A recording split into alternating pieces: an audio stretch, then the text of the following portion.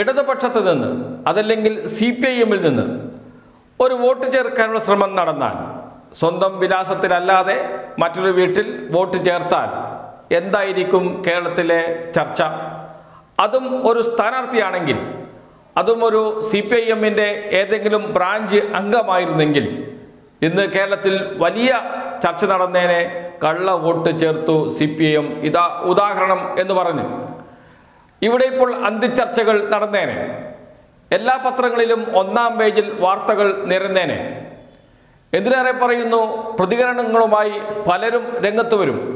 അന്തിച്ചർച്ചകളിൽ CPIM-ന്റെ ജനാധിപത്യ വിരുദ്ധ നിലപാടിന് എതിരെ കുരച്ച് ചാടും പലരും.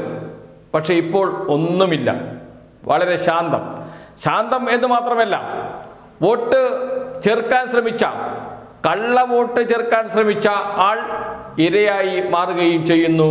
ഇതാ വേട്ടയാടുന്നു, ഇതാ വോട്ട് ചെയ്യാൻ അവസരം കൊടുക്കുന്നില്ല, ഇതാ അവർക്ക് മത്സരിക്കാൻ അവസരം കൊടുക്കുന്നില്ല എന്ന വാദത്തിലേക്ക് വരികയും ചെയ്യുന്നു. എന്താണ് സ്ഥിതി? തിരുവനന്തപുരം ജില്ലയിലെ മുട്ടട വാർഡിൽ വൈഷ്ണ സുരേഷ് വോട്ട് ചേർക്കുന്നു. അവർക്ക് കഴിഞ്ഞ ലോക്സഭാ തെരഞ്ഞെടുപ്പിൽ വോട്ട് ചെയ്തിരുന്നു എന്ന് അവർ തന്നെ പറയുന്നുണ്ട്.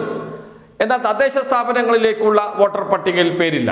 രണ്ടും രണ്ടാണ് എന്ന് മനസ്സിലാക്കിയത് കുറച്ച് വൈകിട്ടാണ് എന്ന് തോന്നുന്നു അവരുടെ പ്രതികരണം കേൾക്കുമ്പോൾ. ഒരു വോട്ടർ പട്ടികയല്ല, 2 വോട്ടർ പട്ടികയാണ്. തദ്ദേശ ഇലക്ഷനിൽ പ്രത്യേക വോട്ടർ പട്ടികയാണ്. അതിൽ പേരില്ല എന്ന് മനസ്സിലാക്കിയത് അവസാന നിമിഷമാണ്. അങ്ങനെയാണ് മുട്ടട വാർഡിൽ പേര് ചേർക്കുന്നത് വൈഷ്ണ സുരേഷ്. പേര് ചേർത്തത് വീട്ടു നമ്പർ TC 18/564 നമ്പർ വീട്ടിലാണ്. ആ വീട്ടിൽ ഇത്തരം ഒരാൾ താമസിക്കുന്നില്ല എന്ന് ആ വീട്ടിൻ്റെ ഉടമസ്ഥർ അഫിഡവിറ്റ് കൊടുത്തു, സത്യവാങ്മൂലം കൊടുത്തു, പരാതി കൊടുത്തു ഇലക്ഷൻ കമ്മീഷനെ. അതേ തുടർന്നാണ് അവരെ വോട്ടർ പട്ടികയിൽ നിന്ന് ഒഴിവാക്കുന്നത്.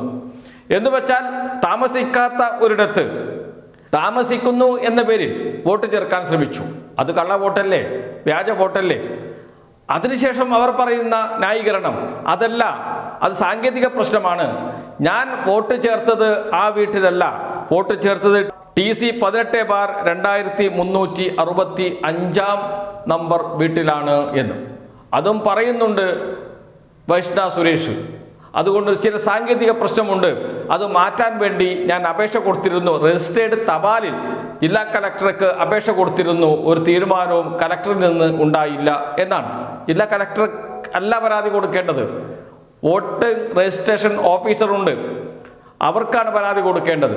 അവിടെ പരാതി നൽകിയില്ല, കലക്ടർക്കാണ് പരാതി കൊടുത്തത്, നേരിട്ടല്ല കൊടുത്തത്. രേഖകളുമായി നേരിട്ട് ഹാജരാകുകയാണ് വേണ്ടത്.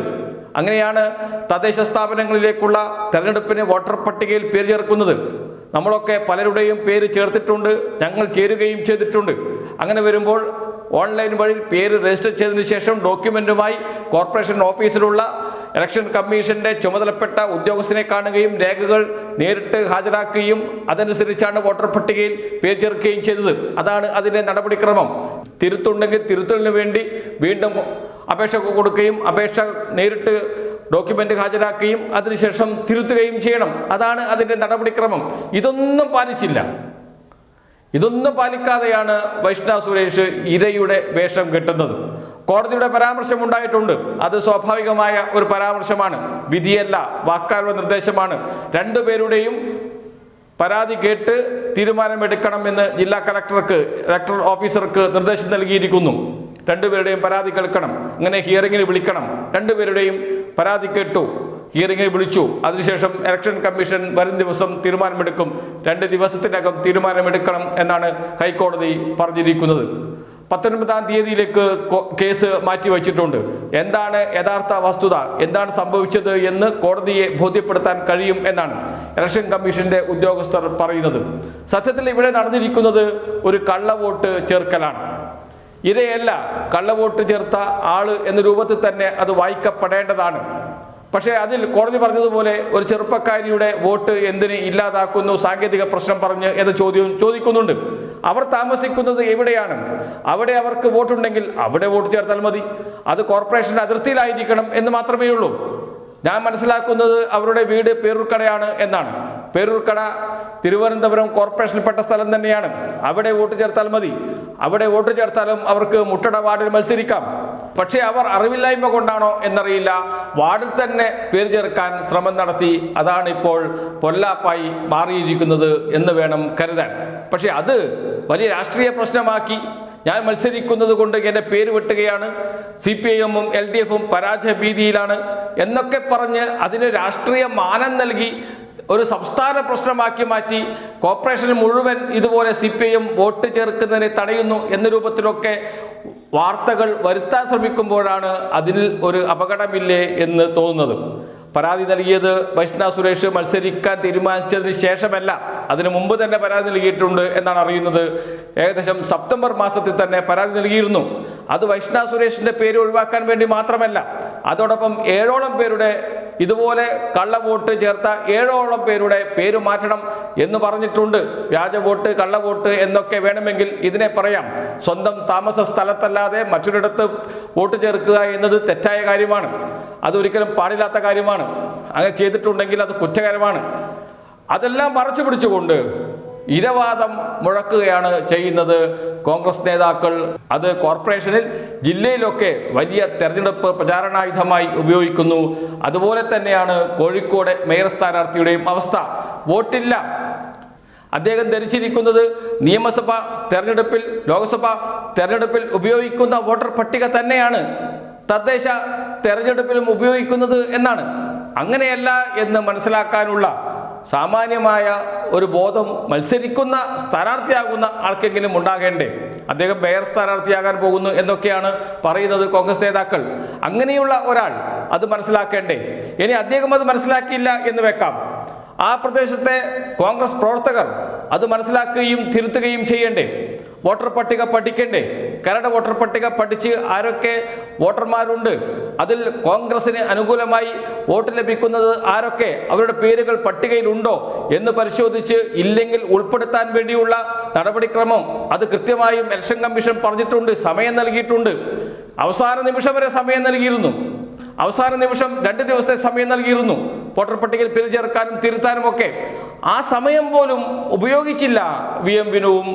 ആ സമയം കൃത്യമായി തിരുത്തൽ നടപടിക്രമങ്ങൾ നിയമപ്രകാരം ചെയ്യാൻ തയ്യാറായില്ല വൈഷ്ണവ് സുരേഷും. അതാണ് പ്രശ്നം. അത് ചെയ്യാതെ അവസാനം ഇരവാദം ഉന്നയിച്ച് രംഗത്ത് വന്ന് അത് രാഷ്ട്രീയ ആയുധമാക്കി മാറ്റാൻ ശ്രമിക്കുന്നത് വിവരക്കേടുകൊണ്ടാണോ? അതല്ല, അതിനെ ചോദ്യം ചെയ്യാതെ, അത് വാർത്തയാകാതെ, ആ കള്ളക്കളികൾ പുറത്തു കൊണ്ടുവരുവാതെ ഇതാ ഇര എന്ന് പറഞ്ഞ് മാധ്യമങ്ങൾ വലിയ വാർത്ത നൽകുന്നത് കൂടി കാണുമ്പോഴാണ് ഇങ്ങനെയൊക്കെ പറയേണ്ടി വരുന്നത്. തിരിച്ച് ഈ വൈഷ്ണവ് സുരേഷിന്റെ സ്ഥാനത്ത് ഒരു CPM പ്രവർത്തകനോ, CPIM-ന്റെ അംഗമോ, LDF-ന്റെ ഏതെങ്കിലും പാർട്ടിയിലെ മെമ്പറോ അംഗമോ ഒക്കെ ആണെങ്കിൽ എന്തായിരിക്കും വാർത്ത? ഇതാ കള്ളവോട്ട് ചേർക്കാൻ ശ്രമിച്ചു എന്നതല്ലേ. താമസിക്കാത്ത വീട്ടിൽ വോട്ട് ചേർത്തു, അവിടെ ആൾ താമസമില്ല, ആ വീട്ടിൻ്റെ ആൾക്കാർ പറയുന്നു ഇയാൾ അല്ലെങ്കിൽ ഇവർ ഈ വീട്ടിൽ താമസിക്കുന്നില്ല, അത് എഴുതി നൽകുന്നു ഇലക്ഷൻ കമ്മീഷന്, വൻ തട്ടിപ്പ്, ഇങ്ങനെ ആയിരക്കണക്കിന് വോട്ടുകളാണ് CPM ചേർത്തത് എന്നൊക്കെ പറഞ്ഞ് വലിയ പ്രചാരണം നടക്കുമായിരുന്നു. പ്രതിപക്ഷ നേതാവും കോൺഗ്രസ് നേതാക്കളും വാർത്താ സമ്മേളനം വിളിക്കുമായിരുന്നു. വോട്ട് ചോരിയാണ് നടക്കുന്നത്, CPM-ഉം BJP-യും ഒരേപോലെയാണ് എന്നൊക്കെ പറഞ്ഞ് വലിയ വാർത്തകൾ ഇവിടെ ഉണ്ടാകുമായിരുന്നു. പക്ഷെ നേരെ തിരിച്ച് ഇത് കോൺഗ്രസ് നേതാവായിപ്പോയി, കോൺഗ്രസിൻ്റെ സ്ഥാനാർത്ഥിയായിപ്പോയി, UDF-ന്റെ സ്ഥാനാർത്ഥിയായിപ്പോയി.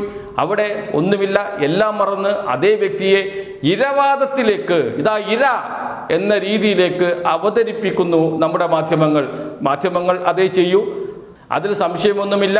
മാധ്യമങ്ങൾ അങ്ങനെയേ ചെയ്യുകയുള്ളൂ. അതാണ് മാധ്യമങ്ങളുടെ രാഷ്ട്രീയം. പക്ഷേ അതിനൊന്നും വലിയ ആയുസ്സുണ്ടാകില്ല എന്ന് മുൻകാല അനുഭവങ്ങൾ നമ്മുടെ മുന്നിലുണ്ട്.